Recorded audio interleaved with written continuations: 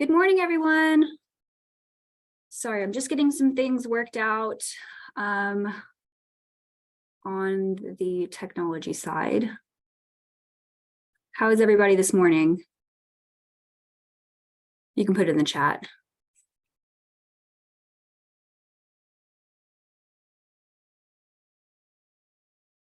Good, lots of goods. Okay. Happy to hear that.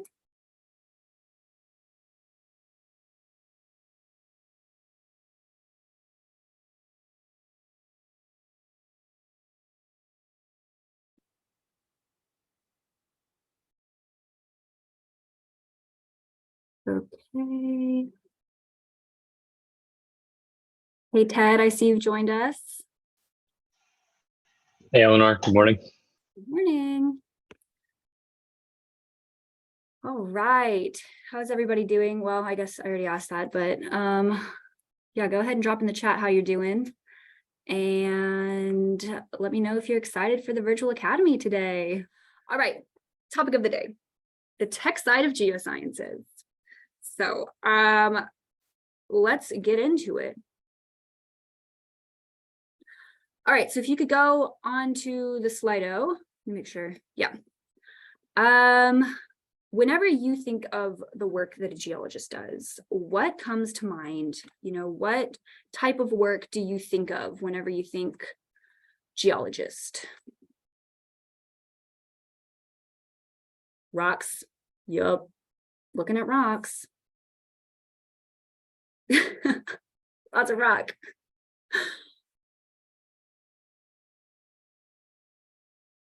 All right, field work. Mountains, earthquakes. This is awesome, yeah.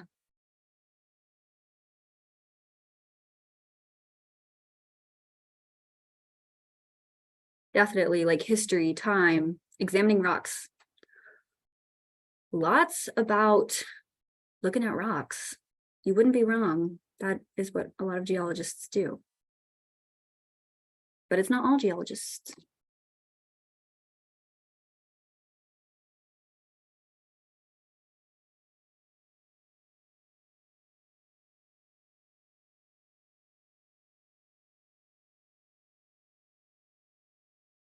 Uniformitarianism.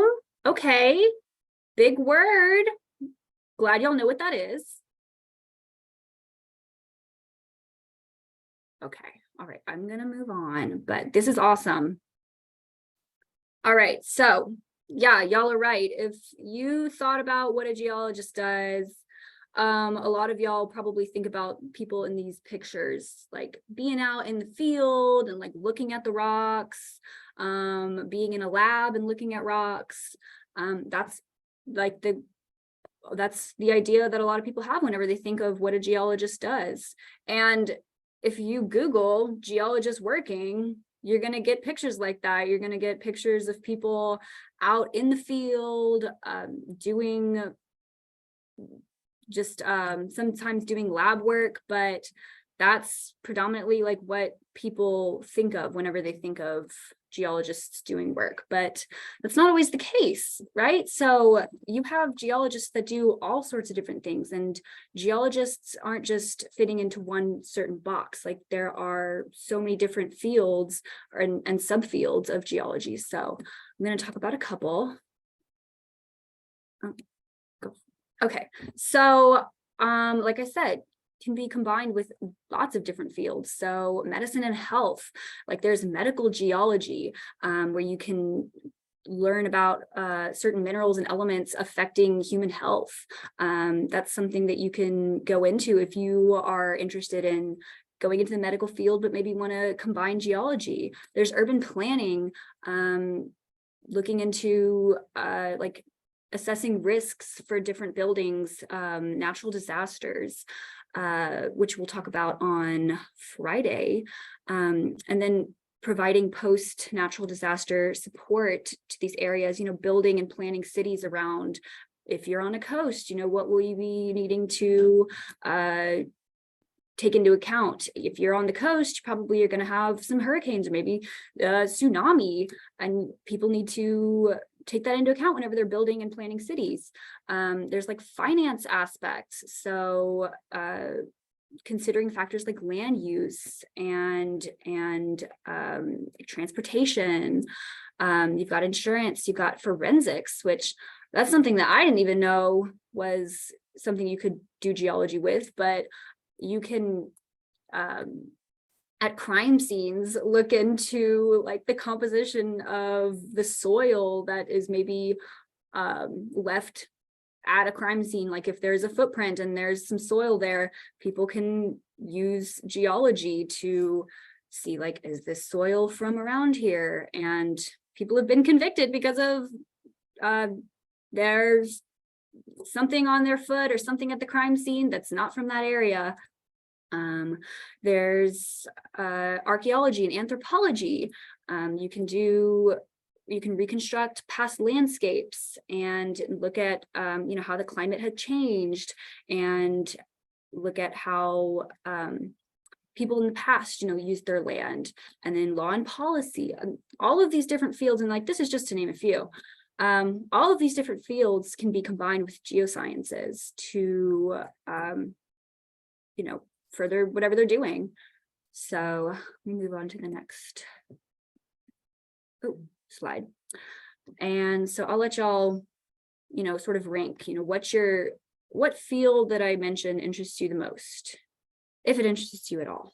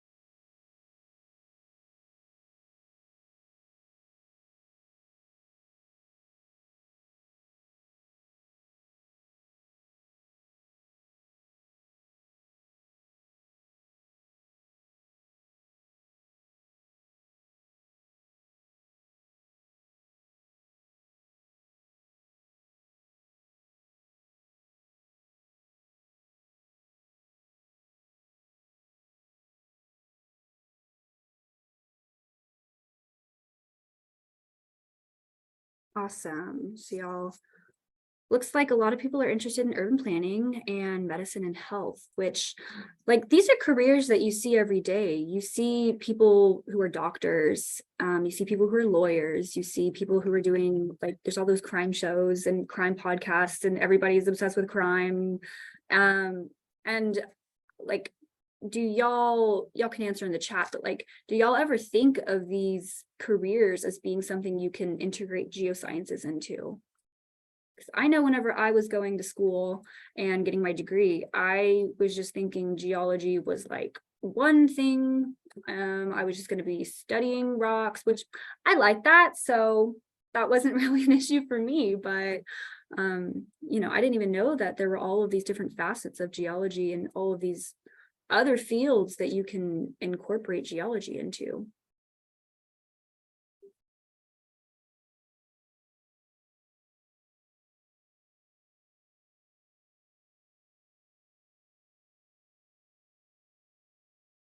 Go ahead and continue. Okay, so computer science really became popular like in our society during like the late 20th century. So that really changed the course of like how geoscience can be done, right? So looking at a timeline, like how geology has changed over the years, like back in ancient civilizations, there were earthquakes, there were things happening that happen today, volcanoes and different weather patterns. And so these people long ago were just as interested as we are today. And they really made observations and like laid the groundwork for, the early geological and even meteorological understanding of, things that we study even now. So then during like the 18th century, we had scholars like James Hutton, who came up with ideas such as uniformitarianism, which somebody mentioned earlier. But for all of y'all who don't know what uniformitarianism is, it's a mouthful. Basically what that is the present is the key to the past. And so seeing what things are happening today, like seeing volcanoes erupting, volcanoes have been erupting since since the world was created. And so things that happen nowadays, like they have been happening in the past. And deep time, which is like basically all of these things have been happening at crazy timescales, like millions of years, billions of years. So people started thinking more along the lines of like, okay, if things are happening now, how did they occur in the past? And then around the 19th century, there were advancements with uniformitarianism and stratigraphy, and that coupled with Charles Darwin's theory of evolution really made people start to wonder like, okay, this stuff has been going on, there's a lot of unknown, so let's just keep studying the subject. And so, they did. And then in the late 19th and early 20th centuries, we had the establishment of like geological surveys. And so there was a lot more mapping going on. People were looking into radioactivity. That was something that came about. And so that, further advanced like understanding how old things are. So people were able to date rocks and understand like, oh, this is 1.3 billion years ago, like this was formed. And so a lot of that was still, though, very field work and lab work based. Like that was still, you were going out and collecting samples and then bringing it back and working on it. So then, let's see, mid 20th century, we had like theory of plate tectonics come about. And I also want to add, like, with science, with any science, like there's always research is built on top of other research. And so these things just like didn't all of a sudden pop up and come about. But this is like a collaboration of geoscientists through decades and through centuries, all coming together and making ideas and coming up with things. So this really kind of revolutionized our understanding of Earth's processes. So like the mid-ocean ridge spreading, that kind of made people wonder, like, how does Earth even work? And like, what do we know about how the Earth moves and how things are created, like how mountain belts are created and faults and earthquakes and things like that. So then, like in the late 20th century, computers became more of like a mainstream thing. And that really advanced different aspects of geology, such as like remote sensing and seismic imaging. So now you can look into the subsurface and you can see, things that you wouldn't be able to see just with the naked eye. On top of that, like we had the environmental issues, which we talked about yesterday, natural hazards, which we'll talk about on Friday. And so I will say, like, just like the advancement of technology really advanced just how we do geosciences. So like geoscience is obviously still very relevant, and there's a lot of global challenges like climate change and natural resource management. So like oil and gas, how do we know, what we've got, and how do we continue finding things, and how do we manage our resources that we've got that are non-renewable, and how do we make renewables, and so like computational analysis and being able to use technology really helps us answer some of those questions. Okay, so on a scale of 1 to 10, how dependent would you say you are on technology?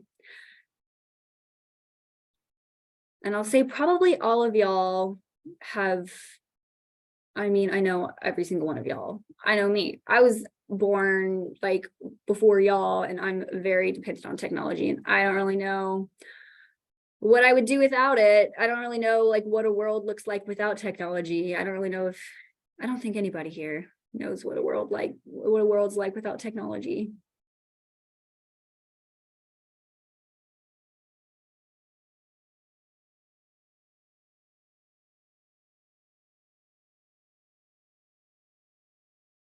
Somebody said 2. You never Googled homework answers? I think everybody's mainly dependent on technology because like without it, we wouldn't have our computers, our phones, our tablets. We wouldn't be on this meeting right now. There would be no virtual academy. Like, I think I could like survive like a week without technology, but then I would kind of like, my brain would kind of suffer a little bit sometimes. Like it's stressful, like not think about the games, the videos, the work websites that we need to do. Yeah. I mean, even if you just like have a question, you know, how many inches are in a mile? You would have to go to like a library, or I don't know, ask around, see if anybody just has it on hand. I definitely don't. I feel like I Google things. I feel like if I were to think about it, I'd probably Google things. Like I probably Google at least 10 questions a day. That might be on the lower end. All right, so it looks like everybody answered. Everybody says a 9. Okay, average score is like 7.9. I'm a little skeptical of whoever said 1, but you know, to each their own. I'm not gonna question too hard. When people meant like Google homework answers, they meant like use websites in order to help find it. But that's still Or using use calculators. Yeah. Even calculators, I mean, now you can just plug something in and there's a formula already programmed into the calculator, and you don't really have to do all of the handwork. So anyway, so yeah, what are some ways that geosciences have been affected by computers? So there's data collection and processing. So that is like, think computer science has allowed geoscientists to process like a bunch of data at once. They can do remote sensing, satellite imagery, LiDAR, which is light detection and ranging. So this is an example of LiDAR, because it's like the different topographies will show different light, and you do it like on a color code basis, and algorithms that reveal different like patterns and trends in the earth. We've got geospatial analysis and numerical modeling. So things like GIS, which is geographic information systems, have become like essential tools for geoscientists to use. And you can see like you can add all of these different layers, and that's really helpful. Like if you're doing mapping, you've got complex numerical modeling.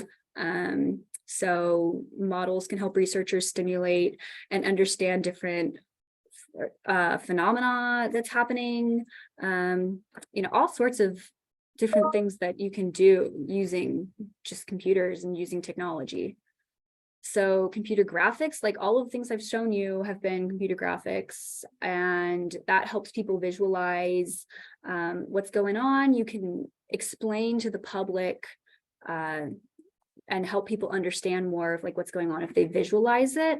A lot of people are visual learners, and so computers and technology have allowed people to model things that you wouldn't really be able to model in the past. And then exploration, resource management, and analysis, which some examples are like oil and gas exploration, mineral exploration, and then like oil and gas forecasting and data analytics, which I got that directly from the Novi Labs website. So that's basically what I'll let Ted go more into detail about like what y'all do, but yeah, this is something that has been able to come about because of technology.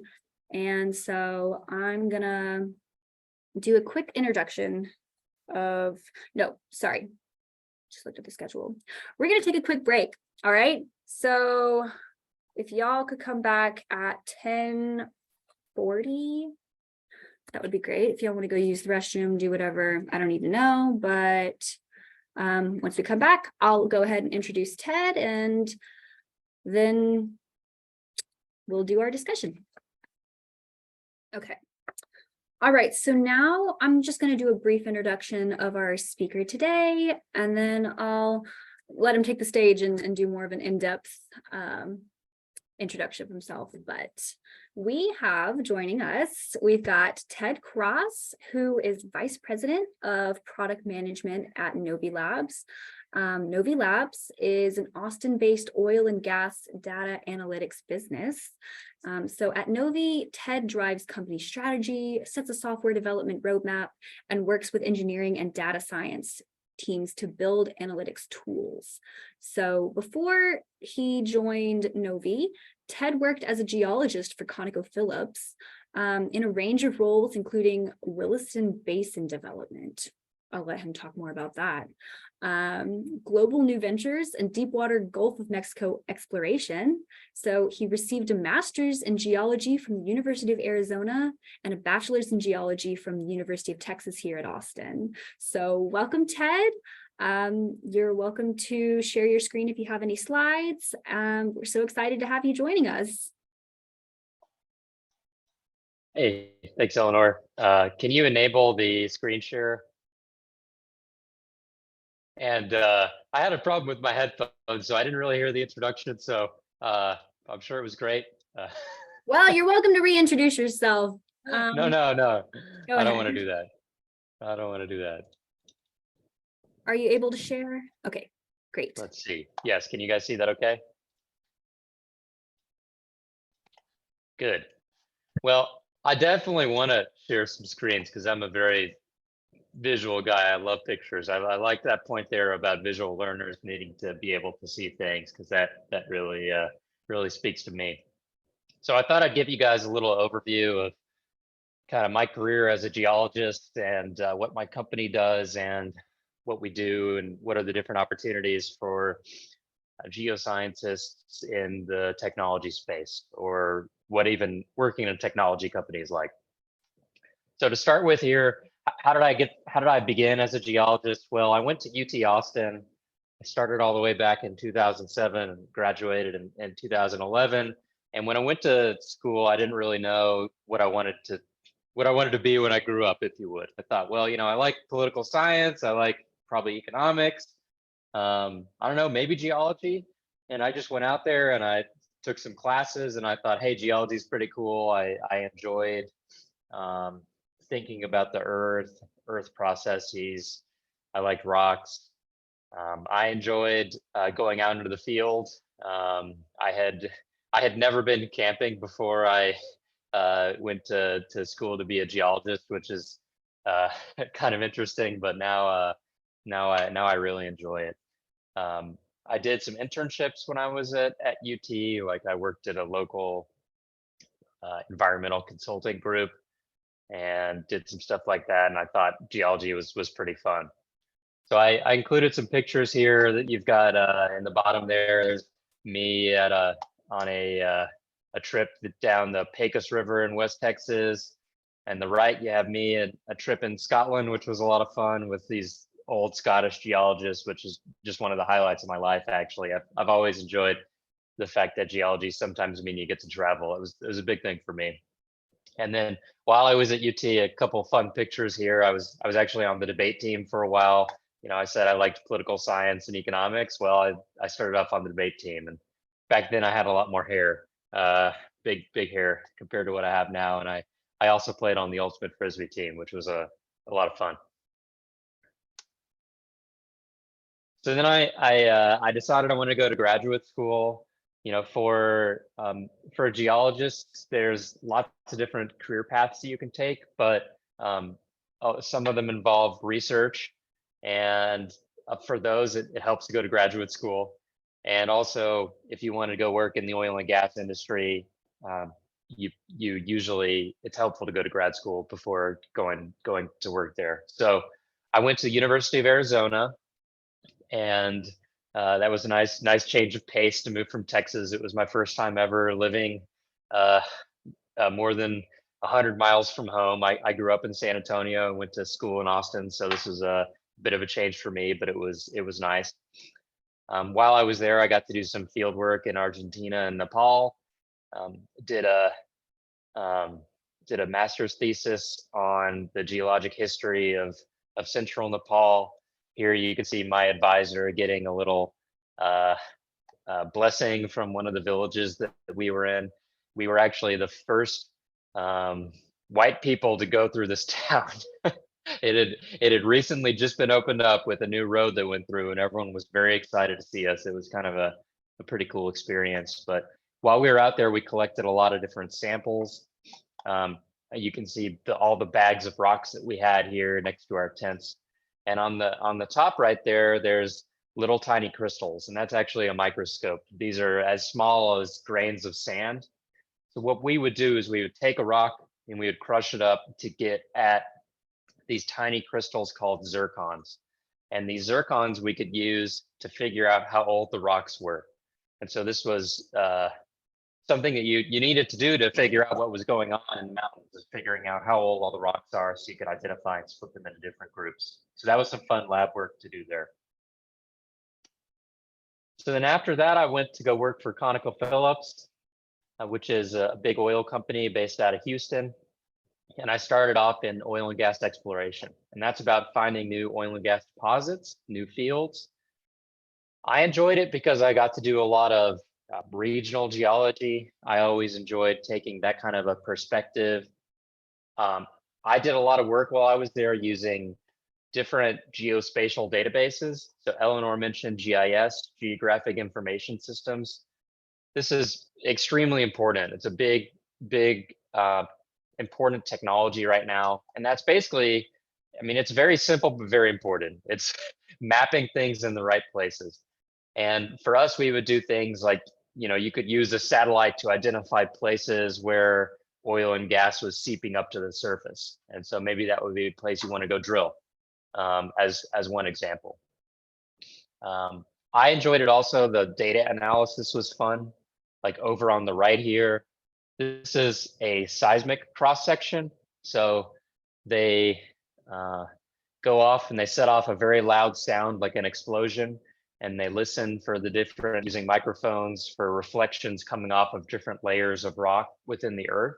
So each of the little lines that you see on the screen here is a different layer within the earth, going down for thousands and thousands and thousands of feet. And a lot of what I did at Conoco was looking through these seismic surveys for potential oil and gas fields.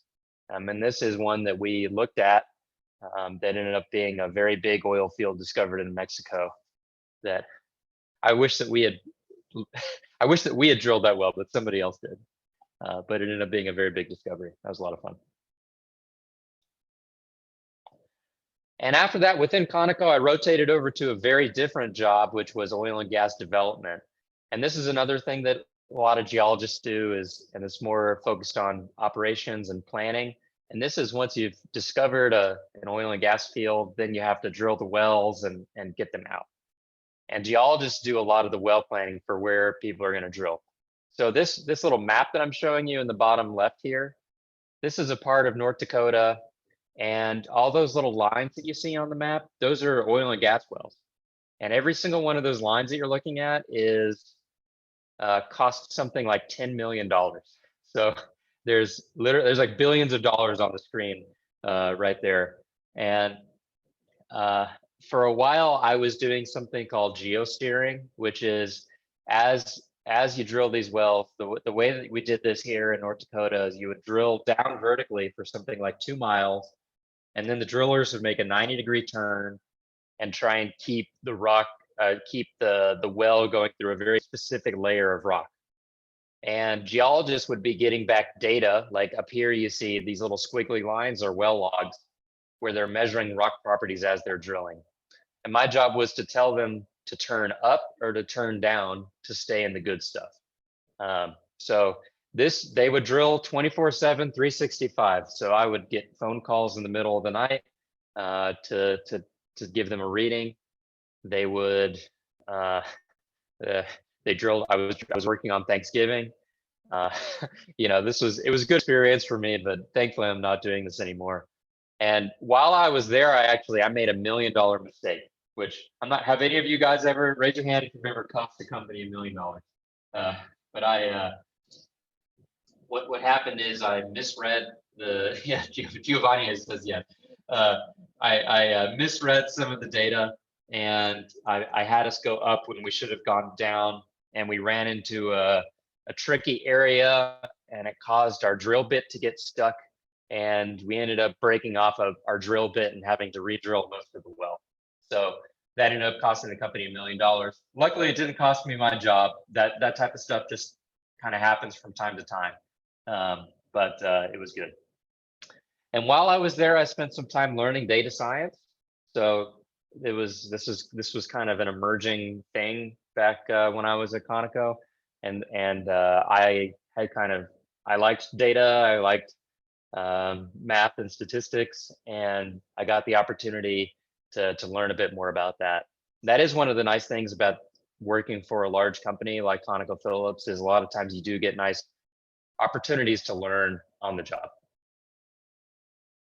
So after that, I went over to a technology company based here in Austin called Novi Labs.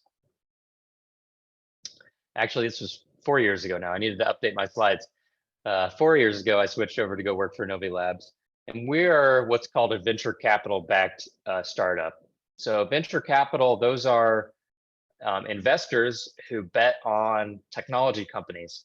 And it's been a really transformative thing for developing technology, to have investors to fund this stuff, so that you don't have to, you don't have to pay for it yourself. You can get other people to pay for it if you're good at raising money.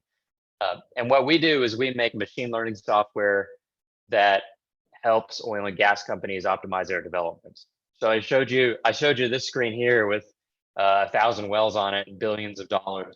What we do is basically help the companies figure out where and how to drill and how to design their wells. So a little bit about machine learning here.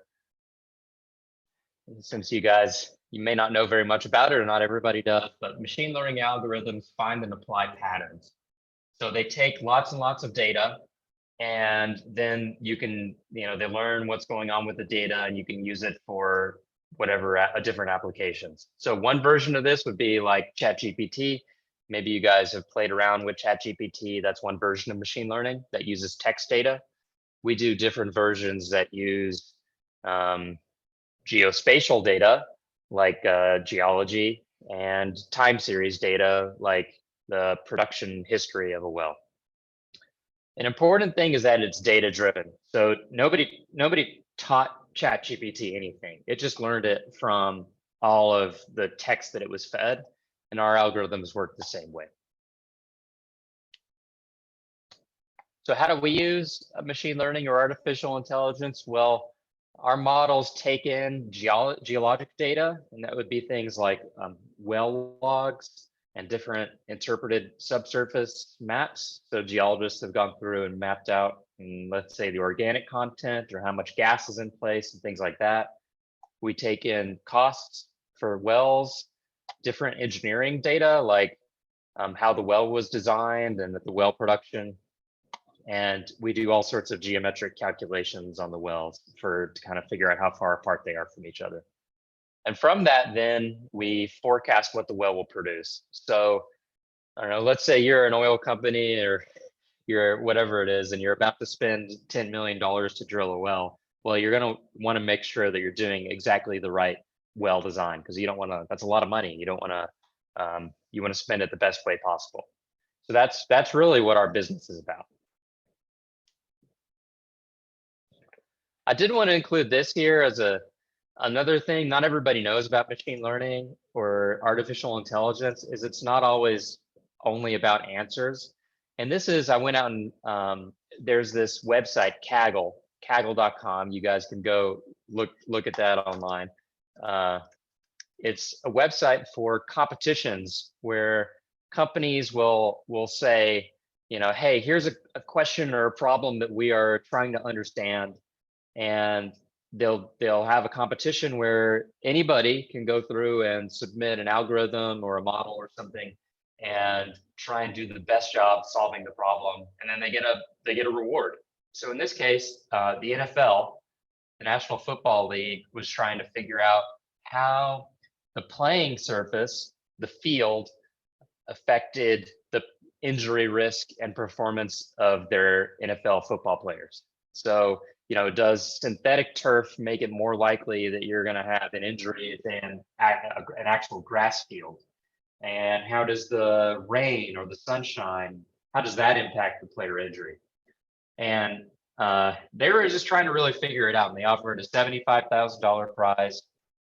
And, you know, somebody went out there and they used a publicly available algorithm and figured out like different ways that the different playing surfaces can cause injuries. So they determined that synthetic fields or turf fields had a slightly higher risk of injury than a normal field.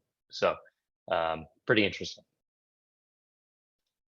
So we do a lot of similar things, you know, it's not just about like giving you an answer necessarily, but using for investigation. So this is one example that we worked on, which is, so a little bit about oil and gas production here. When you drill an oil well, you don't only produce oil, there's also water that comes up with it.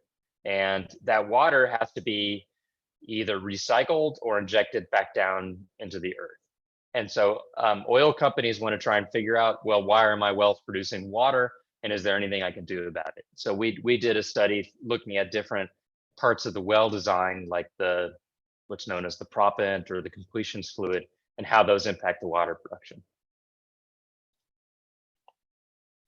And this is another example of the use of our technology. This was a company known as Primex used our tools to show that the area that they owned was valuable and had a lot of potential production on it. So they sold their company for, let's see, I don't know, $788 million, in part using our technology to show how much their land could produce. So that was pretty cool.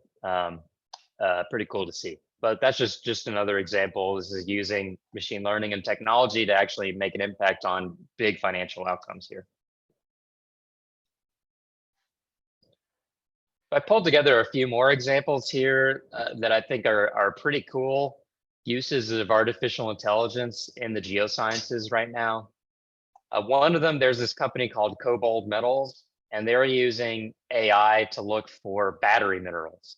So, you know, there's a lot of effort going in right now to the energy transition. So electric cars, solar panels, wind turbines, those require a lot of lithium and cobalt and nickel and a lot of different metals that we don't have enough of right now.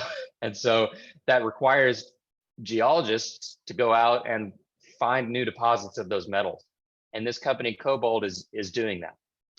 They've just opened working on a brand new mine in a country, Zambia. And actually I know about them because one of my coworkers who's another UT geologist has gone to work for them about a year ago. So pretty cool. And this is one in the top right that we are working on a lot right now, which is identifying activity, drilling activity in this case, from satellite data.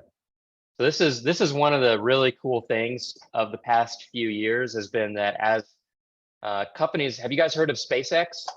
The company SpaceX? Let me put it in the chat. So they are, you know, Teslas are run by this Tesla is run by this guy, Elon Musk. And he also has another company, SpaceX. And SpaceX has made it cheap to send satellites into orbit. Really cool. And with cheap satellites, that means you can get cheap images of things that are going on all over the Earth. So every place on the Earth now is photographed from space multiple times a day, which is pretty crazy to think about. But it does mean that companies like us can see where people are drilling as it happens. And there's lots of other things related in the geosciences, like land cover changes, subsidence, water storage, lots of cool things to do from satellite data right now. There's also seismic data interpretation. So you can train machine learning models to go through and look through different data types like well logs or seismic data and kind of do what geologists did, so the geologists here can help train them, can supervise the models, can use it to speed up their workflows. But it's pretty cool what these algorithms are able to do. And then finally here, I just wanted to put a little bit on working in a technology company. This is stuff that I wish people had told me this when I was in high school or in college, just because there are,